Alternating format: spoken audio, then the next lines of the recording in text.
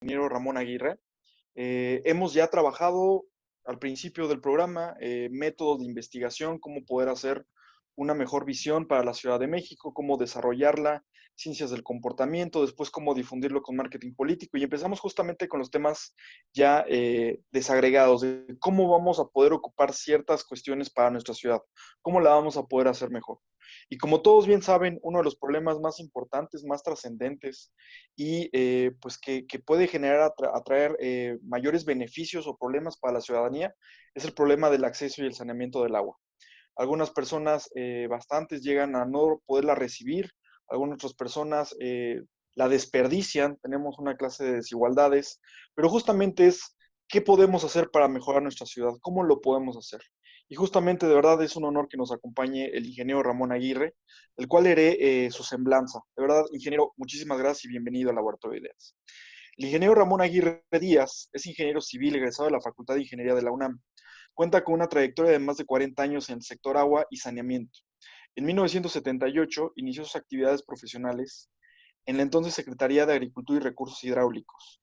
Del periodo 1988 a 1991, colaboró en la Secretaría de Desarrollo Urbano y Ecología como director de construcción.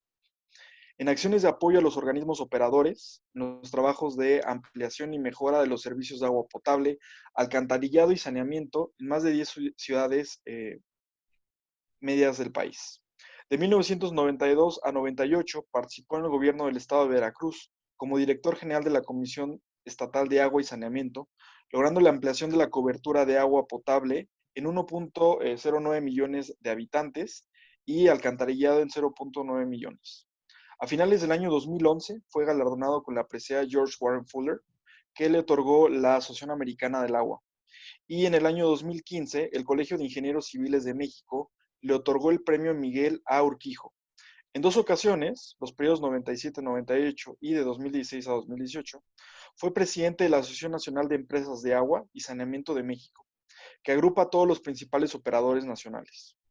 Durante casi 12 años, del periodo 2007 al 2018, fue director general del Sistema de Aguas de la Ciudad de México, uno de los organismos más complejos a nivel mundial. El ingeniero Aguirre continúa ahora desarrollando trabajos de consultoría en proyectos de ingeniería sanitaria y en materia de fortalecimiento a la eficiencia de organismos operadores. Ingeniero Ramón Aguirre, muy bienvenido y le cedemos la palabra. Muchas gracias, Eric. Quiero agradecerte mucho la presentación, agradecerle al Laboratorio de Ideas del Sistema de Investigadores de Acción Nacional de la Ciudad de México la invitación para platicarles sobre este tema importantísimo, por supuesto, para la vida de todos, que es el contar con agua en casa. Les voy a hacer una presentación, voy a platicar con ustedes sobre una problemática que se tiene a nivel nacional. No voy a específicamente hablar sobre la Ciudad de México. La verdad es que estuve 12 años en el sistema de aguas y yo creo que ya fue tiempo más que suficiente cuando hablaban nada más del agua de la ciudad. Ahora estoy tocando el tema a nivel nacional. Podemos de ahí extrapolar y buscar finalmente soluciones a problemas que tenemos todos y que debemos de estar compartiendo.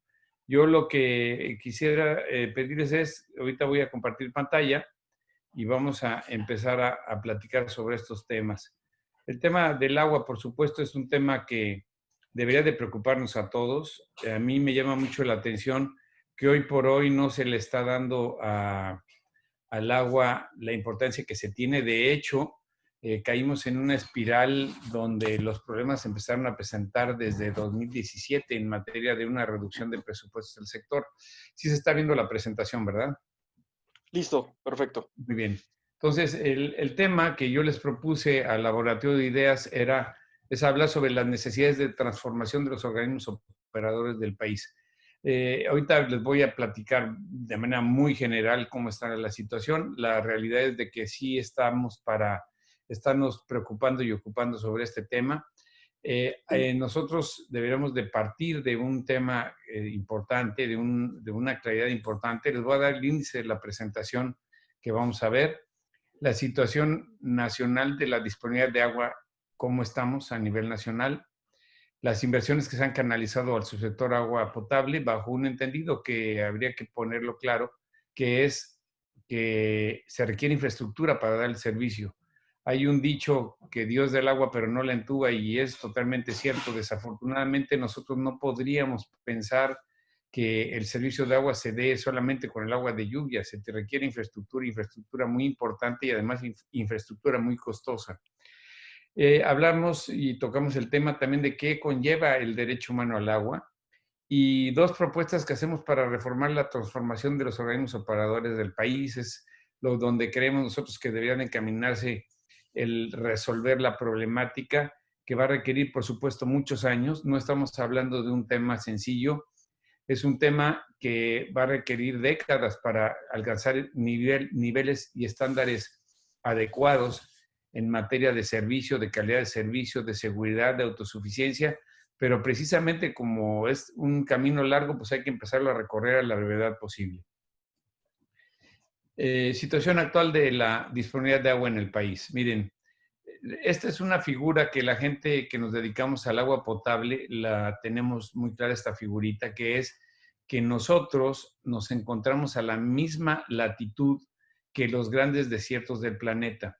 Si nosotros vemos, no es casualidad que los desiertos africanos, el desierto arábico, el desierto hindú, se encuentran precisamente en esta latitud que coincide con la zona norte de nuestro país. Es como nosotros podemos ver que tenemos una problemática porque nos llueve mucho en la zona sur, sureste, pero nos llueve muy poco en el norte. Y entonces es un gran riesgo porque es donde tenemos una concentración grande de población. La Ciudad de México se encuentra en una situación intermedia. De hecho, la Ciudad de México tiene la lluvia, las precipitaciones promedios nacionales, pero la diferencia es de que mientras que en la zona norte puede estar lloviendo 400, 300 milímetros al año, en el sureste te pueden estar lloviendo 1500. Entonces, esos promedios que tenemos en la Ciudad de México de orden de 700, si es un promedio nacional, no estamos en una circunstancia tan complicada como el norte. El problema que tiene la ciudad, por supuesto, es la enorme concentración de la población. De hecho, uno de los temas que hay que poner sobre la mesa es de que en el pasado, cuando se tuvo mucho mayores presupuestos canalizados hacia el sector para construir infraestructura hidráulica, muchas soluciones que se lograron implementar fue a base de extraer agua de los acuíferos en el país. Y entonces vemos cómo, por ejemplo, la Ciudad de México ha estado sobreviviendo a través de una sobreexplotación del acuífero, pero no solo la Ciudad de México, prácticamente el Bajío, la zona de León, de Irapuato, Salamanca, la zona de Aguascalientes, toda la de Chihuahua, todas las zonas donde hay acuíferos, hemos recurrido a esa solución relativamente simple, que es perforar un pozo y extraer agua que se almacenó durante muchos años. El agua, el acuífero, para la gente que no tiene conocimientos técnicos, el acuífero en realidad es un gran almacén subterráneo del agua que se encuentra entre las partículas de suelo y es como si tuviéramos un balde de canicas donde está lleno el balde con canicas, pero a pesar de que esté lleno le podemos echar agua y el agua que le cabe entre las canicas es el agua que permitiría posteriormente meter un popote y sacarla. Bueno, es lo mismo que pasa con un acuífero. Estamos hablando de que es un depósito subterráneo del agua que está entre las partículas de suelo, agua que viaja muy despacio, que se va almacenando ahí en esas grandes capas geológicas, se van almacenando durante miles de años y de repente nosotros le empezamos a sacar el agua mucho más de lo que le entra y eso es la sobreexplotación. Los más de 100 acuíferos más importantes del país donde se encuentran las mayores concentraciones de población están siendo sobreexplotados. Y después vemos cómo está la disponibilidad de agua por habitante. Si partimos de que el ciclo hidrológico, sabemos que el agua que llueve es más o menos en promedio la misma, finalmente unos años más, otros años menos, pero más o menos nos llueve lo mismo.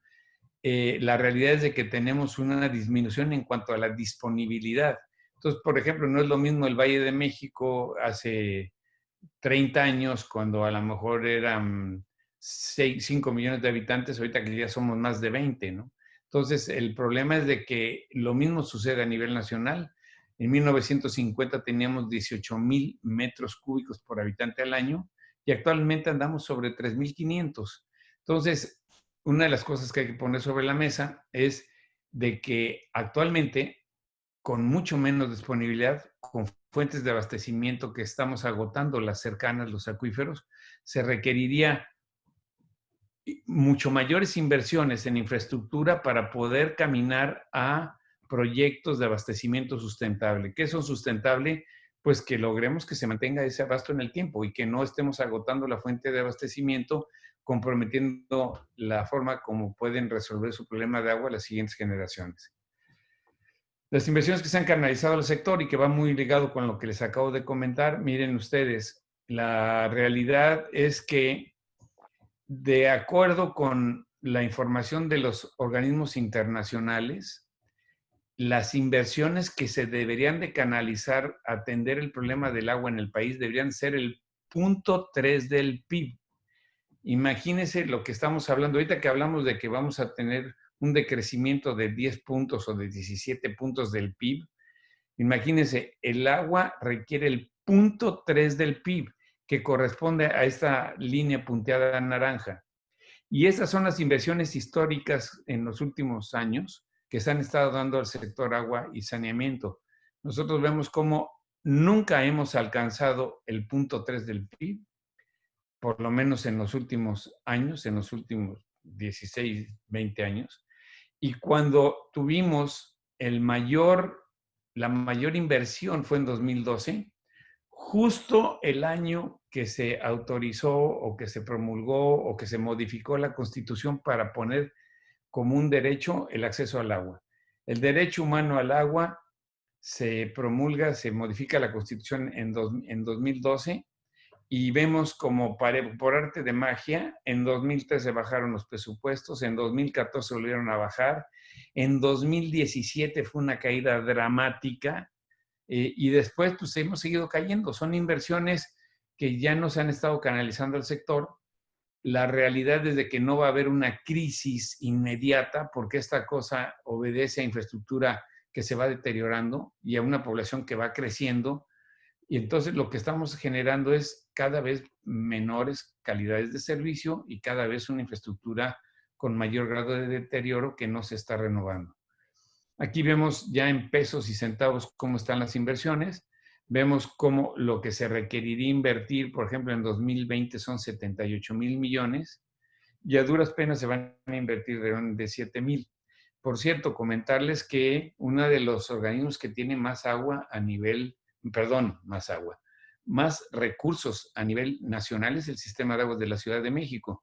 De alguna forma, en la ciudad sí se le ha estado canalizando más recurso al agua que en el promedio de las ciudades del país, pero este retrato que tenemos de lo que está pasando a nivel nacional es realmente preocupante. Se está invirtiendo menos del 10% de lo que se debería y eso va a tener consecuencias, por supuesto.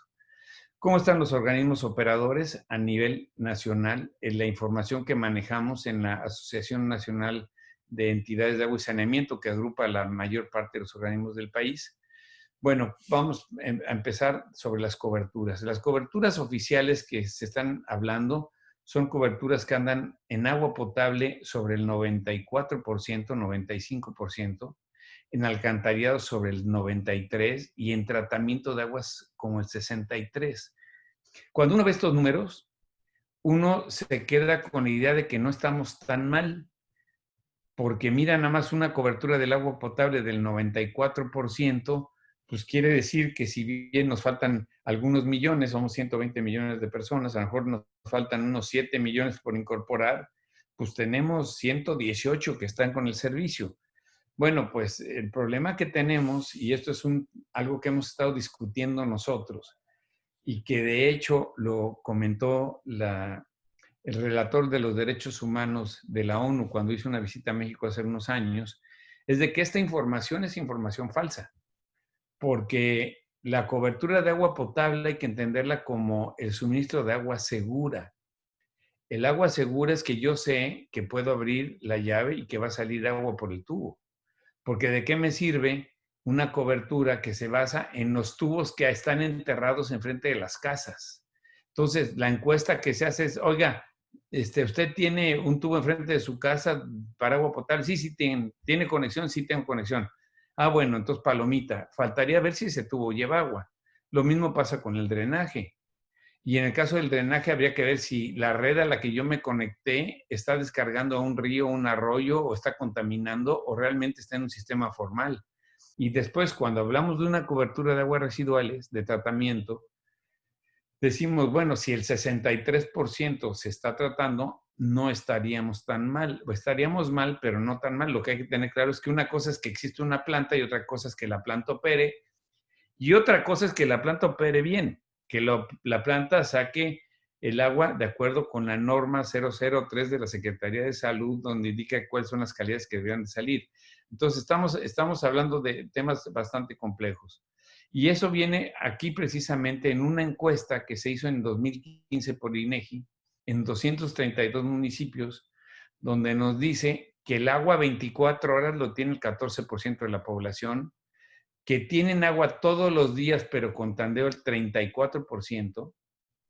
Y aquí viene lo importante, el 52% de la población en México, no en la Ciudad de México, en México como país, se abastece a través de un sistema de tandeos que es, recibo el agua una vez a la semana, un día sí, un día no, cada tercer día, 3 días a la semana, cada 5 días, pero es un tandeo franco. Este es un tema para preocuparse. Y por eso también tenemos esos estándares de agua embotellada del 78% muy, muy altos. ¿Cómo está la situación de los organismos operadores a nivel nacional? Bueno, son aproximadamente 4,000 organismos en todo el país. No todos los organismos tienen posibilidades de ser autosuficientes. Unos 300 tienen un tamaño adecuado como para pensar que pueden ser autosuficientes. 300 que por el número de usuarios que atienden, etcétera, podrían tener tanto personal técnico como personal administrativo, gente encargada del área comercial para ser autosuficientes, unos 300. Eso sería el universo de posibilidades si pudiéramos nosotros cumplir con un objetivo de que la mayor parte de los organismos operadores que tengan la posibilidad fueran autosuficientes. Bueno, ¿qué pasa? Pues que tenemos a lo mucho 30. Yo les puedo comentar unos 7 u 8, pero pusimos 30 por no dejar, pero no hay más de 30 que sean autosuficientes a nivel nacional. Y algo está funcionando mal y tiene mucho que ver esos 30 que funcionan bien, no es porque el modelo de gestión sea el adecuado, sino por las características de la gente de esas ciudades y porque han tomado la responsabilidad del agua como una de sus prioridades, pero donde ya depende más de las personas que de los modelos de gestión. El modelo de gestión donde le das las atribuciones al municipio es un modelo totalmente errado y fallido, eso está más que demostrado. Y después de esos 30, ninguno es autosuficiente como para poder incluir en sus presupuestos y en sus previsiones las reservas para la reposición de infraestructura. Se requiere apoyo de subsidios para poder construir la infraestructura que demanda un proceso de deterioro que implica la necesidad de reponerla. Los organismos que mejor les va tienen ingresos, egresos, pueden invertir en mejorar los servicios, pero no en reponer la infraestructura. Ese es un gran reto que tenemos a nivel nacional. Por eso también, cuando comparamos las tarifas de agua en México con las tarifas de agua en otros países donde sí son autosuficientes, vemos una diferencia abismal, ¿no? Es realmente un problema. Un monopolio deficiente. ¿Por qué hablamos de un monopolio deficiente? Porque realmente estamos hablando de un servicio monopólico. Es decir, imagínate que todos los habitantes de una ciudad son tus clientes, todos, pero no hay ninguno que se escape. Y si no es tu cliente es porque es clandestino, pero no hay forma de que se esté sobreviviendo si no está utilizando el agua. Entonces, es una condición ideal para poder lograr un esquema de autosuficiencia. De hecho, pues prácticamente todas las ciudades importantes del mundo, de los países desarrollados, son autosuficientes. Porque cuando tú tienes un monopolio de ese tamaño, donde ninguna telefónica lo tiene. O sea, si acaso Comisión Federal de Electricidad es el único que se puede parecer al monopolio que tenemos en el sector agua. Pero bueno, la realidad es que los ingresos son insuficientes, tenemos insumos inadecuados, una ineficiente cobranza, poco o nulo mantenimiento de instalaciones. Estamos hablando de promedios, ¿eh? Por supuesto que como todo, hay organismos que están muy bien, hay organismos que están muy mal, y el promedio es que hay poco o nulo mantenimiento. Ese es el promedio nacional.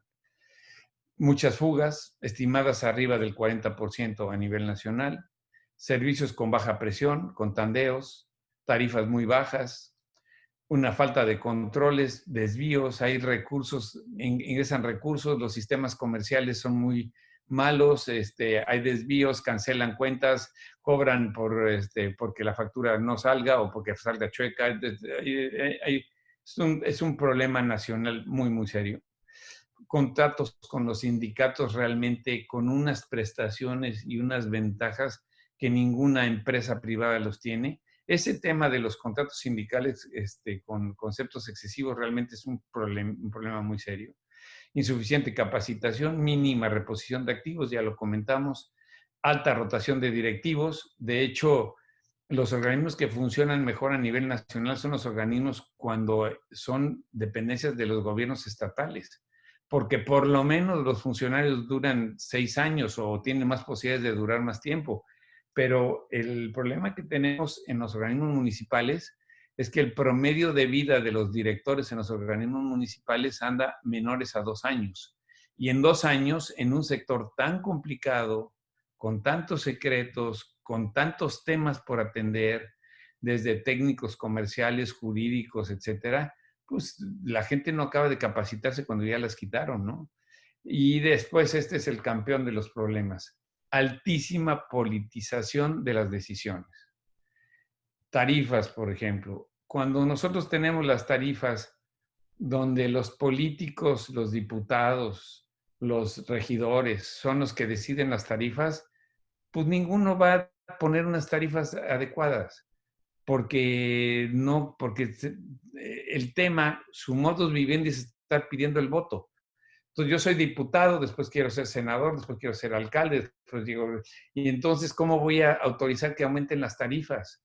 Pero miren, en alguna ocasión una diputada me lo comentó, dice: Ramón, ¿a quién se le ocurre que nosotros los diputados autoricemos las tarifas? ¿Cómo creen que vamos a autorizar un incremento de tarifas? O sea, es que no deberían de ponernos a nosotros esa atribución. Debería de ser un consejo técnico el que lo decida. Y de hecho, tengo algunas aventuras que contarles sobre ese tema, pero el problema es que no me da mucho tiempo. Pero cuando estuve de director en Veracruz, logré que se autorizara que los consejos ciudadanos decidieran las tarifas. Y esos consejos ciudadanos autorizaron unas tarifas que el gobernador nunca nos hubiera autorizado.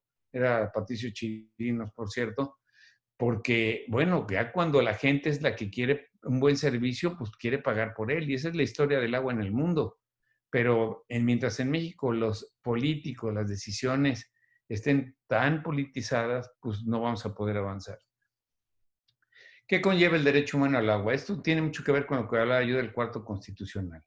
Bueno, este es el párrafo 4, artículo cuarto, párrafo sexto. En 2012 quedó establecido en la Constitución que toda persona tiene derecho al acceso, disposición y saneamiento del agua para consumo personal doméstico en forma suficiente, salubre, aceptable y asequible. Y algo que comenta aquí es que el Estado garantizará este derecho. Aquí es donde vemos una especie de contradicción en la Constitución, porque la atribución se le da a los municipios, pero el que tiene que garantizar el derecho al agua es el Estado. Entonces, ¿quién es el responsable, el municipio o el Estado? Y aquí cuando hablamos del Estado, hablamos de la Cámara de Diputados, Cámara de Senadores, el gobierno federal, el gobierno estatal, el Estado en su conjunto, inclusive los ciudadanos. Estamos hablando de un tema que deberíamos nosotros decir, bueno, si eso lo dice el cuarto, deberían de estarse canalizando recursos más que suficientes para atender el problema, y como podemos ver, no ha sido así. He estado pendiente, por supuesto, que se establezca una ley general de aguas, como lo establecían los transitorios, pero bueno, esa sería otra cosa. Ahora, ¿qué vemos como suficiente? Voy a tocar unos cuantos puntos para no tomar mucho tiempo en este renglón. Pues suficiente debería ser por lo menos 100 litros habitante al día como un derecho humano, salubre, que cumpla con las normas de salud, la norma 127 de la Secretaría de Salubridad, que se hizo en 1994, que por cierto ya se está a punto de reformar, que sea aceptable, pues que tengas algo de continuidad, que es un servicio razonablemente continuo y con buena presión. Medio kilo por centímetro cuadrado, que es una altura de 5 metros, se alcanza a subir por lo menos al tinaco de casas con un piso, por lo menos como un derecho humano. Asequible, pues que está entubada en el predio, salvo realmente comunidades muy dispersas, cuestiones donde ya no sea posible, en donde se debería establecer que estén a menos de 1 kilómetro o 30 minutos caminando, como es el criterio internacional. El cobro debería ser no más del 3% de los ingresos, que eso es lo que se considera es un día de trabajo al mes para poder cumplir con una tarifa de agua bajo un esquema de un consumo razonable. Porque lo que hay que poner sobre la mesa es que el derecho humano al agua es el agua para tus necesidades básicas. No estaríamos hablando del agua que quieras usar y desperdiciar para regar jardines y lavar banquetas. Eso no es un derecho humano. Entonces, bajo un esquema de un consumo razonable, cuidadoso, responsable, estaríamos hablando de un 3% de los ingresos. La no discriminación, por supuesto, todo el mundo debe tener acceso y el acceso a la información como algo básico, ¿no? Cuestiones sobre el agua, la calidad del agua, todo lo necesario para que la población pueda tomar las mejores decisiones en el tema del agua. 2 propuestas para la reforma y transformación de los organismos operadores del país. Problemática. Tenemos que despolitizar las decisiones y quitar las decisiones con una visión a corto plazo. Aquí dice largo, perdón, tiene un error, es a corto plazo.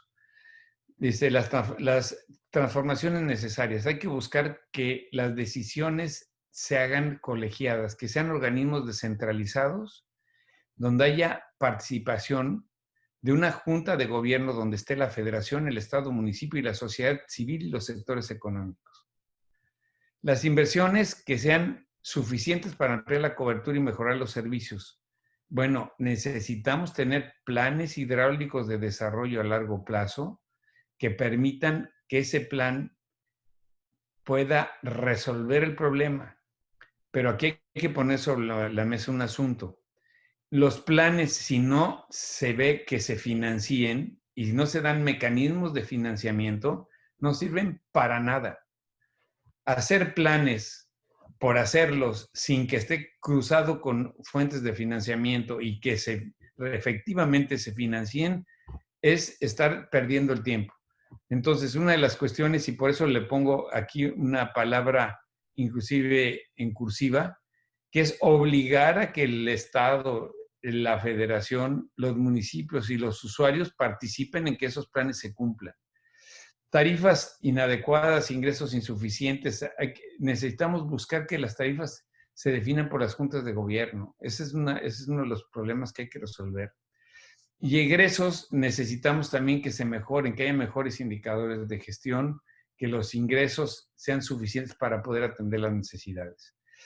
Este es el artículo 115 constitucional, donde dice que los municipios tendrán a su cargo las funciones y los servicios públicos siguientes, en donde se incluye, por supuesto, el tema del agua, drenaje, alcantarillado y tratamiento y disposición de las aguas residuales. Bueno, este 115 es el problema nacional, porque para que un organismo funcione bien se requiere una visión de largo plazo, se requiere un trabajo sostenido de 3, 4, 5 presidentes municipales que estén en la misma línea de eficiencia para que esa cosa camine, pero le sobra tiempo a un presidente municipal para echar a perder el organismo, metiendo cuates, metiendo sus compromisos de campaña, ya saben, sin actualizar tarifas, con los desvíos y agarrando los recursos para todo menos para lo que se debe.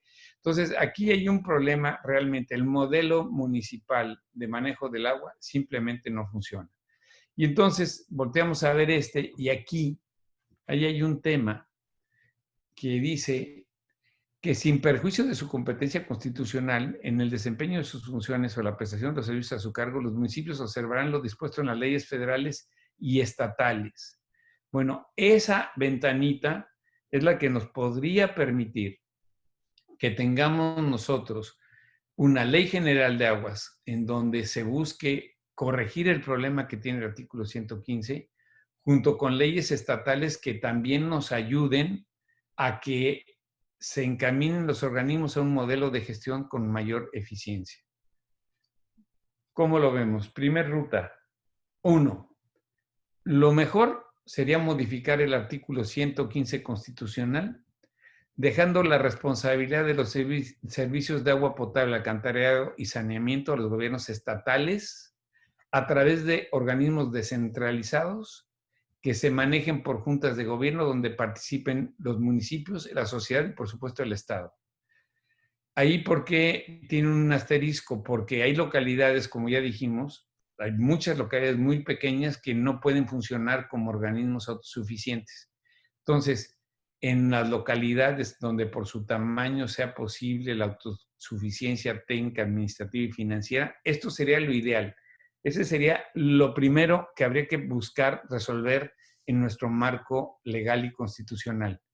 Si esto no se puede, que yo lo veo complicado porque tendría muchos enemigos para poderle quitar las atribuciones a los municipios y pasarlos a los estados, la otra opción sería la implementación de organismos reguladores que realmente tengan amplias facultades para poder vigilar y normar el funcionamiento de los organismos operadores bajo criterios de eficiencia y despolitizando las decisiones. Por ejemplo, que en lugar de que se fueran a los congresos estatales, que las tarifas se fueran a estos organismos reguladores para que pudieran ver que sean tarifas adecuadas. Que estos organismos reguladores, cuando tú haces un estudio tarifario, tienes que presentar las bases para determinar esas tarifas y entonces los organismos reguladores podrían vigilar que los recursos realmente se estén los reguladores, que los recursos realmente se estén canalizando hacia lo que se supone que debería de ser resultado del cobro de las tarifas que se autorizaron. Es todo un tema donde los organismos reguladores podían ayudar a despolitizar, a vigilar que si hay nombramientos, que sea con personal que cumpla con ciertos perfiles técnicos y que no sean necesariamente los compadres del presidente municipal, porque eso no nos va a ayudar la rotación tan fuerte. De repente llega un director muy bueno, pero hay cambio de presidentes, quitan al director y meten al compadre, y el compadre no sabe, y a lo mejor el compadre es bien intencionado, pero de aquí a que aprende ya se venció el plazo, y a lo mejor el compadre no es bien intencionado porque no sabe nada del tema, desde haber aceptado el puesto está mal el asunto, pero finalmente es un círculo vicioso que empieza a generar los organismos en la situación en la que nos encontramos. Esa función que tienen los organismos reguladores o que deberían de tener los organismos reguladores, creemos que también la podrían cumplir las comisiones estatales de agua para no generar nuevas instituciones. Este tema de la austeridad, etcétera, pudiera darse el caso de que en vez de hacer un organismo regulador que se sume a la burocracia de los estados, que se tuviera una comisión estatal de agua que también adopte las funciones de regulación y que entonces ayude a despolitizar y que muchas cuestiones cruzadas con el recuadro que les comenté, en donde tenemos nosotros la posibilidad de que haya leyes federales y estatales que normen ese tema sin quitarle las atribuciones a los municipios, pero sí con una regulación muy precisa y con el apoyo de una dependencia que pudiera hacer las comisiones estatales para lograrlo. Esta sería, estimado Eric, mi presentación y estaría yo a sus órdenes para cualquier pregunta que tuvieran, con todo gusto. Ingeniero, pues muchísimas gracias. Tema muy interesante. Creo que pues el tema del agua cubre algunas de las características que se necesitan también para que otros organismos funcionen, que es cómo lograr apartar el tema técnico del tema político, ¿no? Que eso creo que en esto también va a encajar. Entonces, Pues muchísimas gracias. Si me A la orden. permite, hay personas que están levantando la mano. ¿Podríamos darle la palabra a unas 3 personas? Muy Y si bien, nos apoya contestando. Perfecto. claro. Entonces, por favor, le cedemos la palabra a Jorge Portales. Don Jorge, hasta 1 minuto para su pregunta, por favor.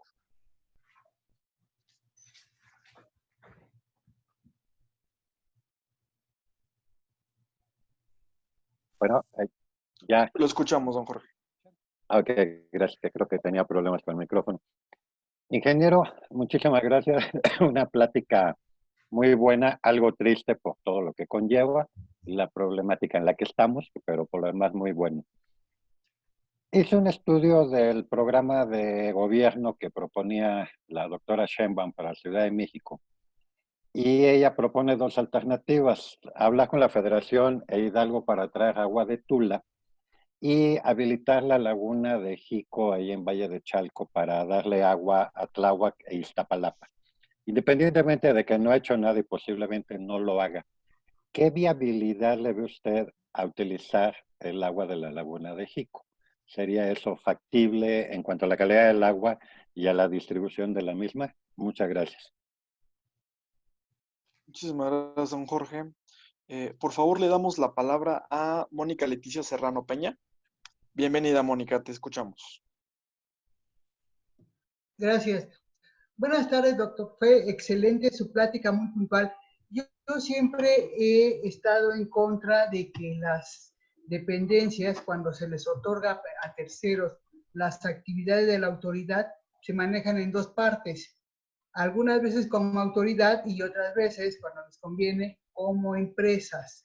¿Qué significa esto? Que nosotros los ciudadanos, como usted bien lo señaló, todos somos causantes cautivos, pero nos vemos imposibilitados de tener los servicios en días inhábiles, que es cuando nosotros podemos acudir a hacer nuestras modificaciones o nuestros señalamientos sobre lo que no se está dando bien en cuanto al servicio o en cuanto al funcionamiento. Quisiera saber a qué obedece, por qué no se ha puesto en marcha esto de que se otorguen los servicios sábados y domingos, o bien después de las 4, porque a las 4 ya nos cerraron todas las zonas de atención. Gracias. Muchas gracias. Y por último, en esta ronda le damos la palabra a Mónica Arellano. Buenas tardes, doctor. Buenas tardes. Un gusto escuchar su participación. Gracias y bienvenido a Acción Nacional. Yo, entonces, mi pregunta va un poco como resumiendo a mis dos compañeros que me antecedieron. Definitivamente hay zonas con mucha carencia de agua, muchos ciudadanos afectados, y siempre hemos hecho la petición a ellos de llevar el agua principalmente a Iztapalapa, a Tláhuac. Entonces, por lo que usted comenta en su exposición, ¿qué tan viable es esa posibilidad? Y es preocupante en esta época de pandemia que no se resuelva tan grave problema. Muchas gracias. Muchísimas gracias, Mónica. Entonces, si nos hace favor de contestar, ingeniero. Sí, con todo gusto. A ver, Jorge, tu pregunta. Mira, el proyecto de llevar agua del Valle del Mezquital a la Ciudad de México es un proyecto viable. Ahí la parte social es la que domina, ¿eh? El asunto aquí es de que no sería muy fácil. ¿Cuál es el problema realmente que hay en mejorar el suministro de agua a la Ciudad de México? Es traer agua de fuera y que las personas, los habitantes que viven en estas zonas lo permitan. Entonces, el tema de traer agua de Tula, a mí me han comentado que va a ser muy complicado desde el punto de vista social. Yo creo que se transforman los proyectos a más que un proyecto de ingeniería hidráulica, viene siendo un proyecto pues, de dinámica social y de ver cómo puede resolver esa problemática. Obviamente es un proyecto mucho más claro, mucho más técnicamente sólido que el proyecto de Jico. Yo en alguna ocasión hicimos unos estudios para ver el potencial de Jico y pues es un potencial de otra magnitud. Tiene la ventaja de que está dentro del Valle de México, pero de todas maneras estamos hablando que está en el Estado de México. Entonces hay todo un reto. La Comisión Nacional del Agua, en los estudios que hizo en años anteriores, determinó que la mejor opción era llevar agua de la cuarta etapa del Cutzamala, de la zona de Temascaltepec. Entonces, pero es lo mismo. Ahora hay que lidiar con la gente de Temascaltepec. Entonces, yo comentaría, Jorge, que el problema sí es un problema serio. La ciudad no puede sobrevivir sin que se le lleve agua de otra fuente. No va a tronar en 5 años ni en 10 el problema de la ciudad. Es un problema que puede tronar en 30, 40, 50 años. Pero por lo mismo hay que buscar una solución desde ahorita, porque a ver, para que más o menos quedemos claros, el problema del agua de la Ciudad de México es el mayor problema del mundo, del mundo. No hay otra ciudad que tenga los problemas que tiene el Valle de México. Está a 2.200 metros sobre el nivel del mar y en el centro del país. Porque si esta misma ciudad la llevas y la pones pegada al Golfo de México, pues igual hay un gran río donde puedes jalar el agua de 100 kilómetros de distancia, pero aquí estás hablando de una distancia enorme y además en el mero centro del país estás en la punta del cerro, es muy, muy complicado. Entonces, y por lo mismo, comentaría yo que ya es una mezcla entre las inversiones y por otro lado, la problemática social. ¿Dónde es más fácil traer el agua? ¿De Temascaltepec o de Hidalgo? Pensando que Jico es un proyecto de otra magnitud. Bueno, pues ahí hay que hacer un estudio social y ver dónde hay menos problemas, porque el tema económico a lo mejor lo puedes conseguir con un crédito, etcétera, pero si la gente se opone, ya estamos hablando de otros Pérez, ¿no? Mónica, hay que tener claro que primera vez, tengo mucho tiempo atendiendo este changarro del agua. Primera vez que me reclaman de que no se trabajan sábados y domingos. La verdad es que el personal del agua trabaja 24 horas del día, los 365 días del año, en materia de operación, pero las oficinas, pues, parecido a los bancos, o sea, los bancos te los cierran a las 4 de la tarde, las oficinas del agua las cierran a las 6, digo, no creo que haya un gran problema por eso, ni creo que se resuelva, Yo creo que los horarios de las oficinas que atienden al público van a ser los mismos. Lo que ayuda mucho, y eso hay que tenerlo claro, es que cada vez más, y ahora con esta pandemia con más razón, se van a empezar a digitalizar y apoyar vía internet las soluciones a este tipo de situaciones.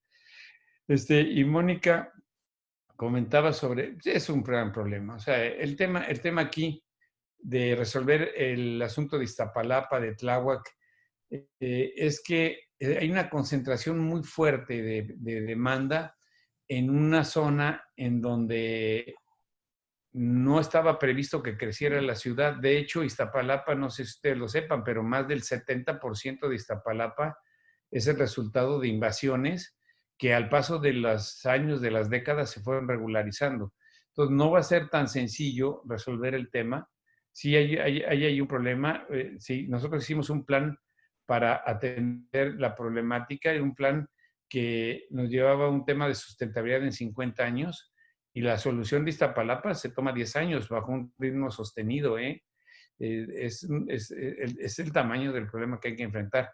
Eric, te quiero comentar que por cuestiones de agenda puedo tomar 3 preguntas más, y si me invitan otro día vuelvo a acompañarles, pero sí tengo otro compromiso. Entonces, por favor, solte 3 más y espero no dejar muchas dudas con mi presentación. No, por supuesto que sí, ingeniero. Y también, si me permite rápido, le damos la bienvenida a la licenciada Wendy González Urrutia, nuestra coordinadora nacional de cultura, y que en la legislatura pasada, más bien en la última legislatura de la Asamblea Legislativa de la Ciudad de México, fue la presidenta de la Comisión de Agua. Bienvenida, líder Wendy, muchísimas gracias por acompañarnos. Y, por favor, ahora le damos la palabra a Jorge Palacios. Doctor, bienvenido, lo escuchamos. Antes que nada, felicitarlo por su exposición, ingeniero. Créanmelo, para mí es uno de los mejores servidores públicos de las administraciones pasadas. Como usted sabe, el suministro en la Ciudad de México del agua proviene de 2 fuentes. externas, que viene siendo el sistema Cutzamala, que aporta el 30%, el Risco el 3% y el sistema Lerma el 12%. Pero el más importante son los 670 pozos que tenemos en la ciudad y que representan el 55%. ¿Qué alternativas nos puede usted recomendar para que estos pozos o lo que es el acuífero de la Ciudad de México se minimice su explotación? La construcción de más pozos de absorción o la creación de más áreas verdes que permitan la filtración, sobre todo el agua de lluvia. Por su respuesta, muchas gracias. Muchas gracias, doctor. Pasamos a darle la palabra, por favor, a José Antonio Bejarano. Sí, ¿se escucha bien? Te escuchamos, Jorge, perfecto. Sí.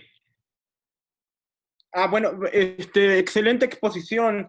Mi pregunta, bueno, actualmente en países como Israel y Arabia Saudita hay empresas que pueden desalinizar el agua a muy bajo costo.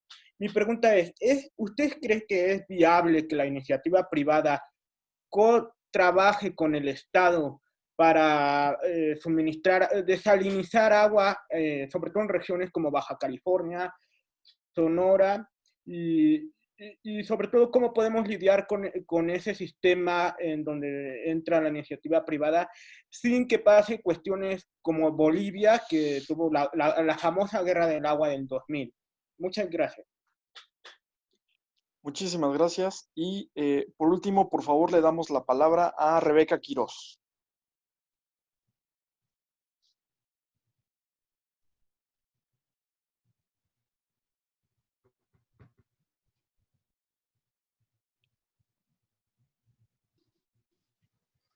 ¿Nos escucha, Rebeca? Ay, sí, ¿me escucha? Listo. Perdón. Perfecto. Hola, ingeniero, buenas tardes. Yo lo conozco, soy urbanista y por ahí fui en algunas ocasiones al sistema de agua. Bueno, brevemente porque ya sé que ya tenemos el tiempo muy corto. Yo quisiera más que nada ahorita enfocarme un poquito en la administración de López Obrador cuando llegó a la jefatura de gobierno en el 2000, con esa cuestión del bando 2.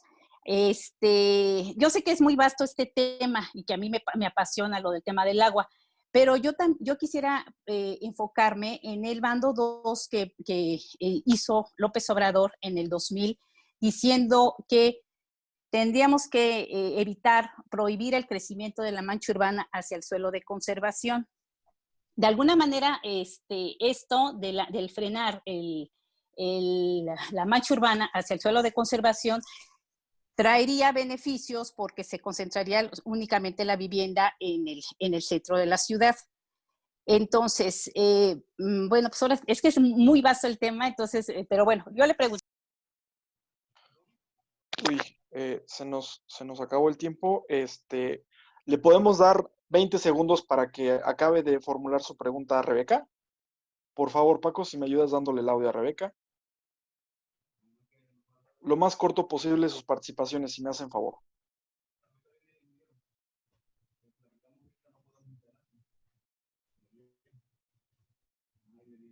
¿Sí fue posible? Bueno, si gusta, ingeniero, mientras podemos conectar con Rebeca, que nos haga favor de contestar. Sí, con gusto, y gusto saludar a la ex diputada Wendy González, que nos apoyó mucho. De hecho, intentamos hacer unas reformas a la ley de aguas de la ciudad, no se logró. Hubiera sido un importante avance ahí, nos comió, nos apabulló la grilla de la asamblea. Bueno, le platicamos rápido, Jorge. Muchas gracias por tus comentarios, por tus felicitaciones. Decirte que el tema del acuífero es un tema muy complicado. Nosotros en el plan que llegamos a preparar era un plan para inyectar agua, inclusive agua residual llevada a calidad potable en el acuífero. Por supuesto, todo ese asunto de áreas verdes es fundamental, pero el papá de los pollitos es bajar la extracción, ¿eh? Necesitamos que se deje de sacar agua del acuífero, que se lleve agua de otras fuentes. Hay que eliminar las fugas que se tienen en las redes, es un porcentaje elevado, 41%, y habría también que buscar disminuir el consumo. Es la suma de muchos elementos, desde traer agua de otra fuente externa, recargar agua del acuífero con agua residual potabilizada, lo que comento de áreas verdes, dejar de sacar agua de los pozos y también bajar la demanda, eliminar fugas. Es fundamental caminar en todos los sentidos, porque como ya lo comenté, después de tantos años de estar ahí, de conocer tantas cosas, te queda claro que el problema de la Ciudad de México es no el mayor problema, por decir, no el mayor problema del suministro de agua a una ciudad en el mundo, pero sí el mayor problema de dar agua de manera sustentable. Porque darle agua a la ciudad llega el momento que es muy fácil, perforas un pozo y hay agua en el subsuelo. El problema es que te la agotes. Entonces, el gran reto es cómo le doy agua de manera sustentable a la ciudad, donde yo no esté comprometiendo que dentro de 40 años no tenga agua la ciudad. Pues imagínate una ciudad de tamaño de la Ciudad de México, del Valle de México en su conjunto, que no tuviera las posibilidades. Es un problema muy grande y hay que estarle invirtiendo desde ya. El tema, José Antonio, de los proyectos de desalinización del agua, por supuesto que son viables. De hecho, ahorita se está manejando un proyecto importante para Los Cabos, otro proyecto para La Paz. Acaba de contratarse hace como un año y medio un proyecto de desalinización del agua para Guaymas. Y bueno, habrá lugares donde sea factible. En el caso de La Paz, de Los Cabos, de Guaymas, pues son, como ustedes saben, pues prácticamente son ciudades que están pegadas al mar. El caso de la Ciudad de México, traer agua de mar es prácticamente imposible porque estamos muy lejos y muy altos. Tenemos que bombear más de 2,000 metros. Desalar agua de mar, si bien se ha abaratado, la realidad es que sigue siendo caro. Mientras que sacar agua de un pozo te puede costar 2 pesos y potabilizarla 15 centavos, el agua de una desaladora te anda costando 20 pesos. Entonces, sí se han abaratado los costos, pero no a tal grado como para pensar que es una solución barata. Estamos hablando, y es algo que hemos comentado nosotros en los proyectos estos de La Paz y de Los Cabos, que necesariamente son proyectos caros para los estándares de tarifas que tenemos en México y que por lo mismo sí se impacta de alguna forma un sistema tarifario para hacer solvente un organismo que se abastezca con agua resultado de un proceso de desalinización. Y por último, Rebeca, el tema de la ciudad, por supuesto que no debes de permitir que se siga invadiendo la zona del suelo de conservación. Yo en la mañana estaba discutiendo con un amigo sobre este tema precisamente, donde me decía, es que las ciudades no deberían de crecer más allá del agua que tienen. Le digo, pues eso en teoría.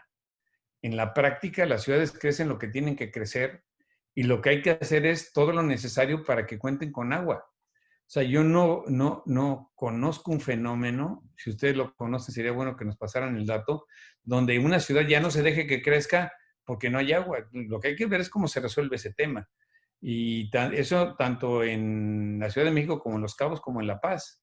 Claro, el problema es los costos que conlleva y si lo vas a poder pagar. Entonces debes de tener también tarifas realistas porque ya sabes tú que si te vas a ir a vivir a Los Cabos, pues ahí el agua es cara. Y o la cuidas mucho, mucho, mucho, o te van a llegar los cuentones. Y entonces es como se empieza a equilibrar. Uno de los grandes temas que traíamos ahorita platicando sobre esos proyectos, y precisamente fue lo que platicaba en la mañana con estos técnicos, le decía, es que tú no puedes proyectar una ciudad como La Paz o como Los Cabos con un consumo de agua como si estuvieras pegado al río Papagayo, ¿no? O sea, no es Acapulco. Entonces, el tema aquí es de que sí necesitamos empezar a voltear a ver no solo la oferta, sino la demanda y cómo controlar esa demanda. Yo les agradezco mucho, Eric, la invitación. Ya estoy a un minuto de tenerme que conectar a la otra webinar. Les quiero pedir una disculpa muy sentida y agradecerles mucho su atención. Al contrario, ingeniero, muchísimas gracias por acompañarnos. Nos volvemos a encontrar en alguna otra ocasión. Cuídense mucho y muchas gracias. Muchas gracias. Suerte, que la pasen muy bien. Una disculpa. Hasta luego. Y pues a los integrantes del Laboratorio de Ideas, nos volvemos a encontrar el siguiente lunes, 6 de la tarde, para la siguiente sesión. Les vamos a hacer llegar el cuestionario. Hubo algunos temas de que les pedimos el cuestionario de retroalimentación. Tuvimos algunos problemas técnicos, pero se los vamos a volver a hacer llegar. Les pedimos que nos contesten con toda la honestidad. Lo que queremos es entender qué podemos hacer mejor, cómo podemos mejorar para ustedes.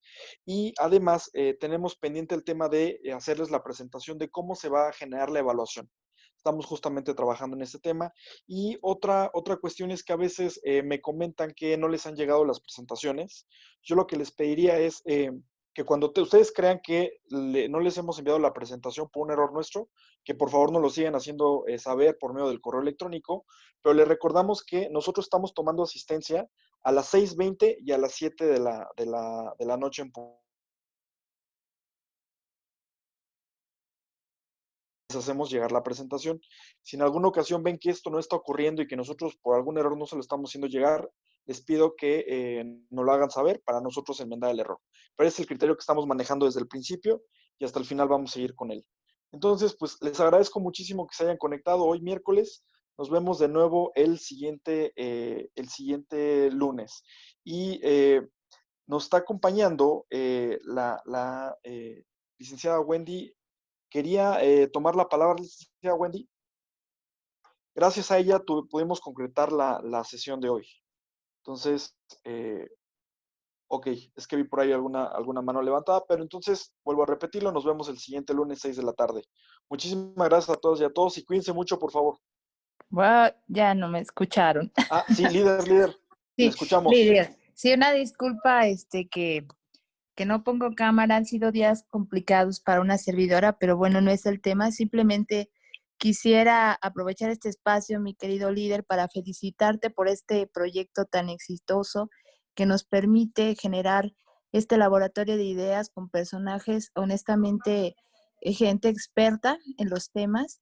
Y bueno, pues el día de hoy no fue la excepción. El ingeniero Aguirre es un gran experto y autoridad en este tema. Y pues nada, simplemente mandarles un saludo y agradecerte por permitirnos tener esta oportunidad de contar con información en estos temas que son fundamentales, que conozcamos y que haya una formación dentro de los cuadros de acción nacional. Que tengan una linda tarde y estoy para servirles. Coordinadora, muchísimas gracias por todo el acompañamiento desde el principio, por ayudarnos a concretar esta sesión y pues las puertas del laboratorio siempre bienvenidas, siempre abiertas para usted. Muchísimas gracias y pues seguimos en comunicación. Cuídense mucho, por favor. Hasta pronto.